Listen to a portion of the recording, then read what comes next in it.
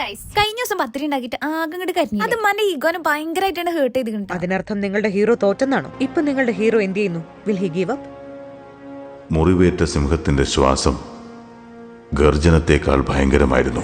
അതൊക്കെ കഴിഞ്ഞ് കുറച്ച് കഴിഞ്ഞിട്ടെ ഈ സംഭവം ഉണ്ടാവുന്നത്. പത്തിരി കരിഞ്ഞ സങ്കടം മാറ്റാണ് റെഡിമെയ്ഡ് വെള്ളപ്പത്തിന്റെ മാവട് വാങ്ങി. കുറെ പ്രാവശ്യം വെള്ളപ്പം ഉണ്ടാക്കിയെങ്കിലും ഇത്രക്ക് അടിപൊളിയായിട്ട് വന്നിട്ട്. ഇതാണെങ്കിൽ നല്ല സോഫ്റ്റ് പൂ പോലത്തെ അപ്പം. അതിന്റെ ഇടയിൽ കൂടി നല്ല അടിപൊളി ഒരു ജഗ്ഗൊക്കെ പൊട്ടിച്ച് വേറൊരു ജഗ്ഗിൽ വെള്ളം കലക്കിച്ചിട്ട് ഞാൻ അതൊക്കെ പിന്നെ ഇതിൽ പറഞ്ഞതാണല്ലോ അല്ലേ. ബാക്കിയുള്ള എല്ലാ ഐറ്റംസിനും സാധനങ്ങളൊക്കെ സെറ്റ് ആയിക്കൊണ്ടിരിക്കുമ്പോഴാട്ടെ എമ്മതിട്ടറിന്